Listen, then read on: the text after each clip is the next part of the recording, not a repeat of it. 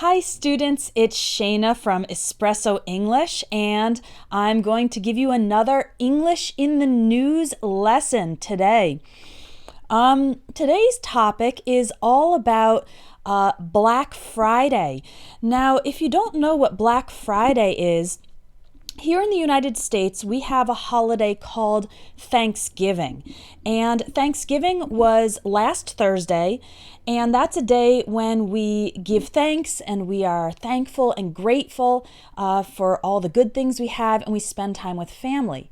And the day after Thanksgiving, which is a Friday, is called Black Friday. And on that day, a lot of stores give big discounts and major sales on their products.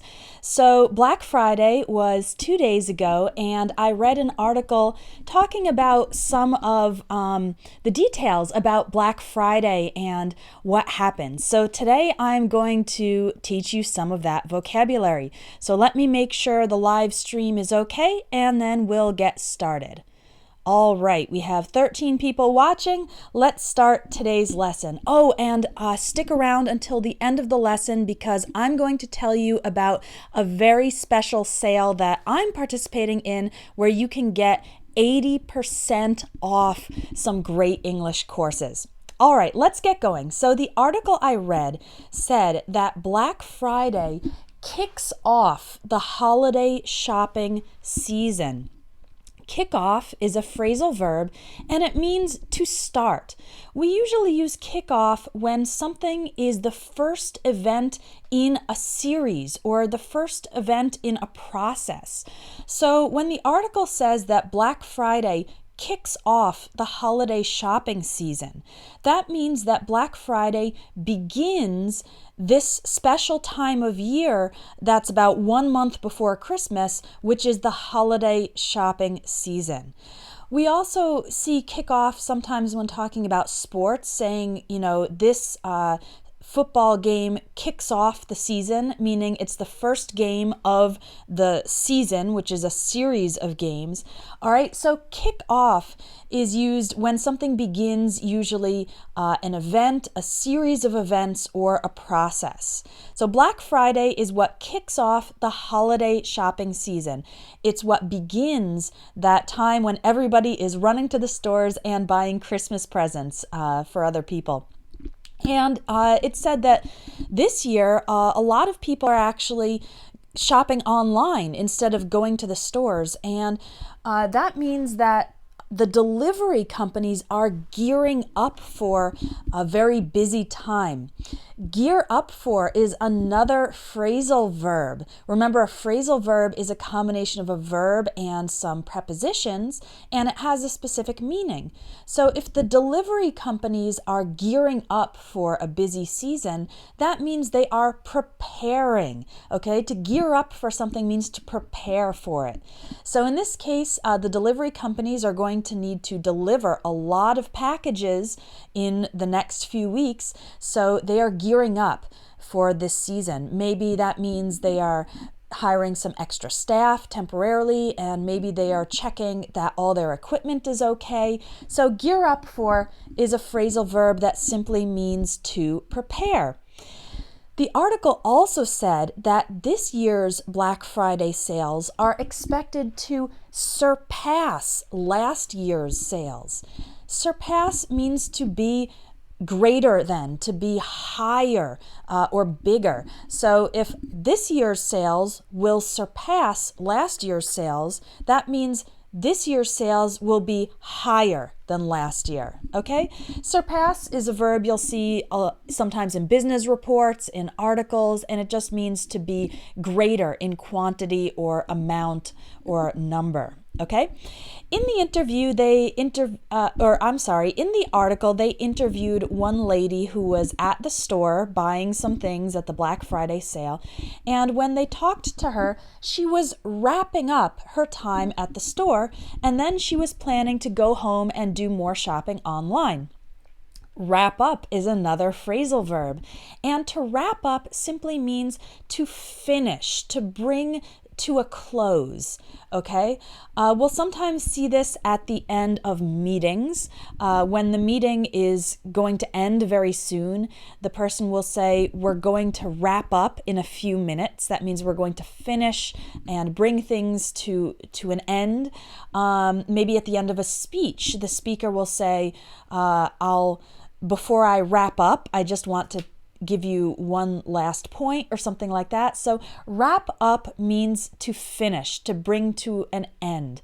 And it's kind of a funny choice that they use this word wrap up, because wrap, this verb right here, has another meaning. If you wrap a gift, that means you cover it in decorative paper. So a lot of people wrap gifts for Christmas or for people's birthday, because it's fun to take off the decorative paper and be surprised by the gift inside. So wrap, just the verb without up. Wrap means to cover a gift in decorative paper. We call that paper wrapping paper. But in this article, wrapping up means to be finishing. So this lady they talked to was finishing her shopping at the store, and then she was going to go home and shop more online. But I thought it was funny that they chose wrap up, because in this context of talking about buying gifts, we also use the verb wrapping to talk about covering the gifts in decorative paper. All right. The article also talked about how sometimes stores and especially delivery companies might experience a few hiccups. Now, this word has two meanings. Hiccups literally means it's something that happens with your body when you swallow some air and then your body reacts and you go, that's hiccups. I'm sure everyone has experienced them at some point or another. It's just a little minor reaction of your body that is trying to get the extra air out. But in the context of the article, it's not talking about that reaction of your body. When it said the delivery companies experience hiccups, it's using the word hiccups in a more metaphorical way to mean small inconveniences and small problems, okay? So if a process or an event has some hiccups, it means everything doesn't go perfectly. There are a few minor problems. Just like when you have the hiccups in your body when you're going, it's not really a major problem. It's just kind of a little bit annoying. So in the same way, hiccups during an event or a process or something like that mean small problems or minor things that just aren't going right. So the reason that some companies experience hiccups is because at this time of year, there are just a lot of people who are buying gifts and there are a lot of packages to send out. And so when the volume is so great, then sometimes there are these small problems like maybe delivering to the wrong address or sending the wrong product. And those would all be classified as hiccups, minor problems. One of the problems happened last week. There's a very big website here called Amazon.com, and they work with airplanes to deliver the packages. And one problem they had was that some of the pilots of those planes went on strike. When workers go on strike, it means they stop working. They refuse to work. And a strike is done because the workers are demanding better conditions. So maybe they want a better salary, or maybe they want shorter working hours because they think they have to work too much, or something else. When workers go on strike, it's a way to pressure the company to give them better benefits or improve their working conditions. So in this case, the pilots of the planes that were making the deliveries for Amazon.com, the pilots went on strike. So the company had to negotiate with them in order to offer a solution and maybe offer some more benefits so that the pilots would be willing to go to work. Okay, your country might have strikes also. Again, when workers stop working, trying to demand better conditions from the company. The article also used this phrase to describe the large volume of orders during this holiday shopping season. They said that a lot of websites and stores experience a flood of orders.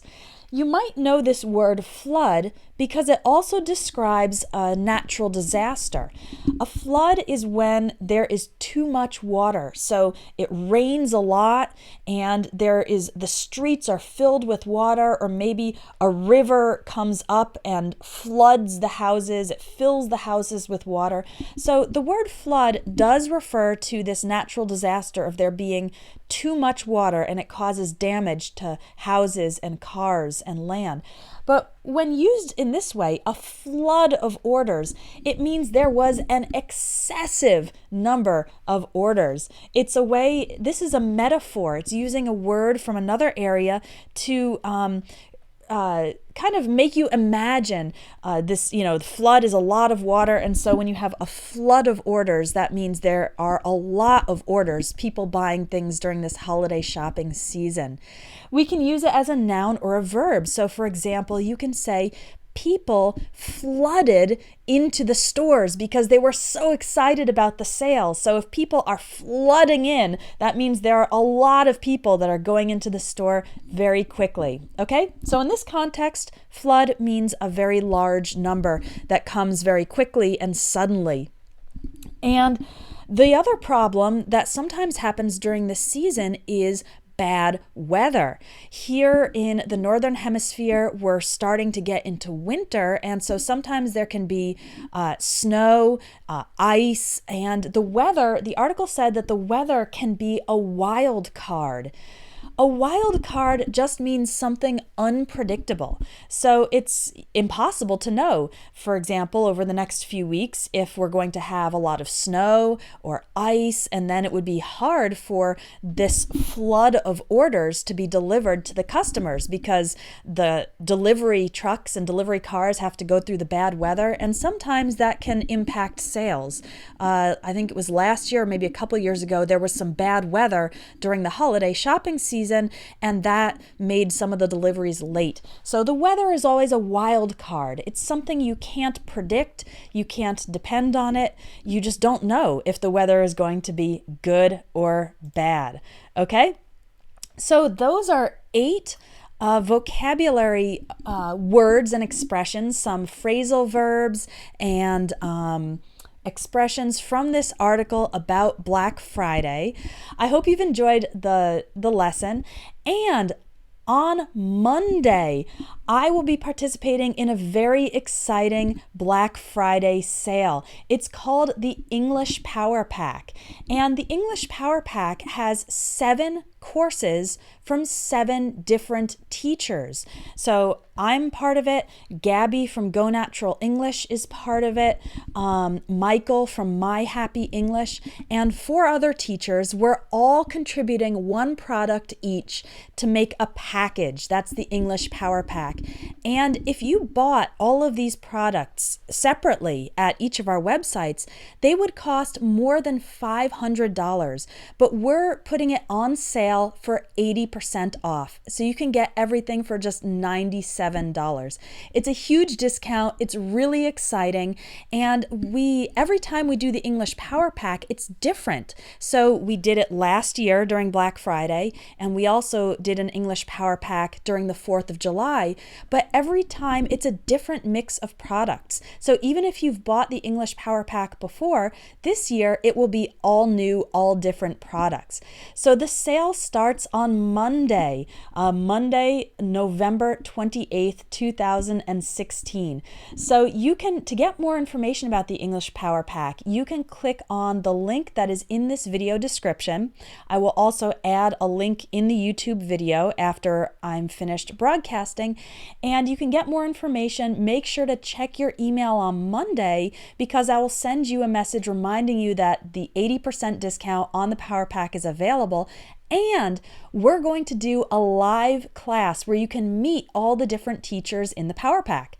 I think one of the best parts of the English Power Pack is the opportunity to learn from different teachers, because we all have different voices and different methods and different ways of presenting. So it's a great opportunity to learn from different people. And on Monday, you can join us for a special live class where all 7 of the English Power Pack teachers will be online talking to you a little bit more about our lessons. Again, for more information, you can click the link in the video description or on the video. I hope you enjoyed today's lesson on Black Friday sale vocabulary. Feel free to share it with all of your friends.